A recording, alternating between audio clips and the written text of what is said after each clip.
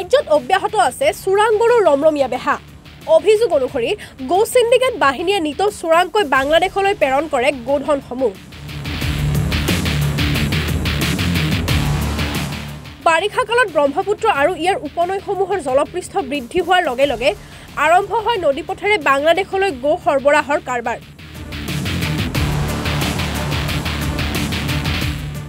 নিশা হলে সিন্ডিকেট বাহিনী আৰম্ভ কৰে নদীপথেৰে গো সৰবৰাহ। অনুৰূপ ধৰণে ধুবুৰী জিলাৰ চাপৰৰ পুঠিমাৰী চম্পাৱতী নৈৰ মাজেৰে ব্ৰহ্মপুত্ৰৰ নৈৰে যন্ত্ৰচালিত নাৱেৰে গোধন সৰবৰাহ কৰি থকা অৱস্থাত স্থানীয় ৰাইজে প্ৰত্যক্ষ কৰি যন্ত্ৰচালিত নাওসহ উদ্ধাৰ কৰে চোৰাং গোধনকেইটা। লগতে আটক কৰে হাবেছ আলী নামৰ এজন গো সৰবৰাহকাৰীক।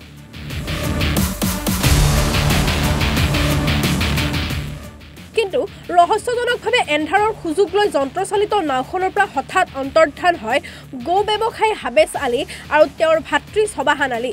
দীৰ্ঘদিন ধৰি চাপৰৰ পুঠিমাৰী অঞ্চলৰ পৰা গোধন চুৰি হোৱাৰ ঘটনা দিনক দিনে বৃদ্ধি পোৱাৰ পিছত শ শ ৰাইজে উত্তপ্ত কৰি তোলে পৰিস্থিতি।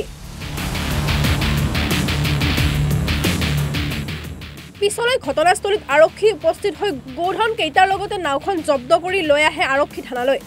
এতিয়া প্ৰশ্ন হয় যে গো ব্যৱসায়ী হাবেছ আলীক ধুবুৰী আৰক্ষী তথা চাপৰ আৰক্ষীয়ে কেতিয়া কৰায়ত্ব কৰে সেয়া পৰৱৰ্তী সময়ত লক্ষণীয় হ'ব।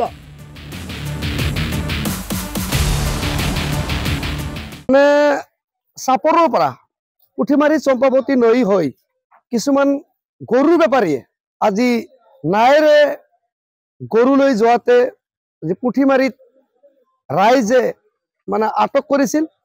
বহুত ৰাইজৰ মাজত উত্তপ্ত পৰিস্থিতিৰ সৃষ্টি হৈছিল। গৰু বেপাৰীবিলাকে ৰাইজৰ উত্তপ্ত পৰিস্থিতিৰ সৃষ্টি হোৱাৰ পিছত মানে চোৰকেইটা মানে গৰু বেপাৰীকেইটা পলাই যাবলৈ সক্ষম হ'ল। ইয়াত হাজাৰ হাজাৰ পাব্লিকে একজোট হৈছিল আৰু এই গৰু বেপাৰী দীৰ্ঘদিন ধৰি চলি আছে এই ব্যৱসায়ীখন। ইয়াৰ পৰা গৰু লৈ বাংলাদেশত এইবিলাক গৰু বিক্ৰী হৈ আছে।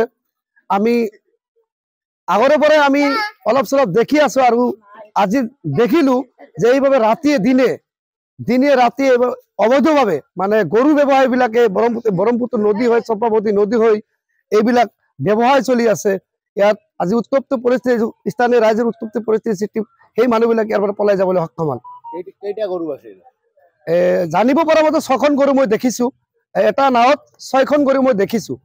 আকৌ আগা পিছাৰ কিমান আছিল বা পলাই যাবলৈ সক্ষম নাজানো। যেতিয়া আমি জানো যে যেতিয়া গৰু পাৰ হয় হেদি মানে 5টা 7টাকৈ হেঁচালদি নদী মানে গৰুবিলাক লৈ মানে বাংলাদেশত পাৰ কৰে। আৰু এটা কথা, এটা ডাঙৰ কথা, এই গৰুৰ ব্যৱসায়বিলাক যে হৈ আছে বেছিভাগ গৰু কাজলগাঁও, ৰাঙামাটি এই অঞ্চলৰ বজাৰবিলাকৰ পৰা গৰুবিলাক আনিয়ে বোৱালিমাৰী, কচুতলা, পাটাহাটি এইবিলাক জাগাৰ পৰা নাৱেৰে সহযোগ কৰি বাংলাদেশত কিছুমান গৰু বেপাৰীবিলাক এই ধৰণৰ বিজনেছ চলাই আছে। দৈনিক কৰে নেকি?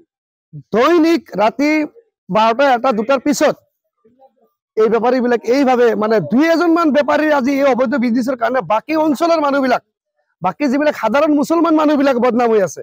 তো মই প্ৰশাসনক আৰু অসম চৰকাৰক উচিত বিধি ব্যৱস্থা ল'বলৈ আমি কম যে এই যে নাৱেৰ সহযোগ লৈ নদীৰে যিবিলাক চোৰ আজি চোৰা বিজনেছ চলাই আছে, যিবিলাক গৰু ব্যৱসায় চোৰা বিজনেছ চলাই আছে, ইয়াৰ ওপৰত উচিত এটা ব্যৱস্থা ল'ব লাগে। কিয়নো এজন মানুহে ভুল কৰিলে গোটেই মুছলমানৰ ওপৰত যে ইফেক্টটো আহি আছে, সেইকাৰণে আমি নিজে আজি ৰাইজে আটক কৰিছিলো। মানে সমস্ত হাজাৰ হাজাৰ ৰাইজ ইয়াত আছিল, কিন্তু ৰাইজৰ উত্তপ্ত পৰিস্থিতিৰ সৃষ্টি হোৱাৰ পিছত এই বেপাৰীবিলাক ইয়াৰ পৰা পলাই যাবলৈ সক্ষম হ'ল।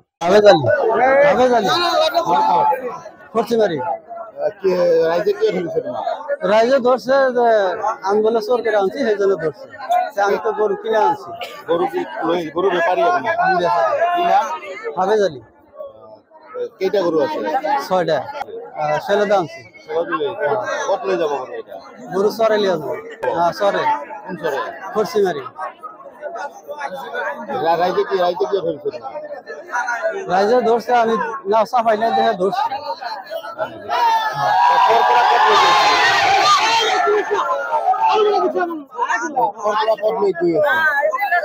আমি সাফর থেকে আনছি, সাফর থেকে তুলছি। আর আপনি কোথায় লই যায় নাকি? না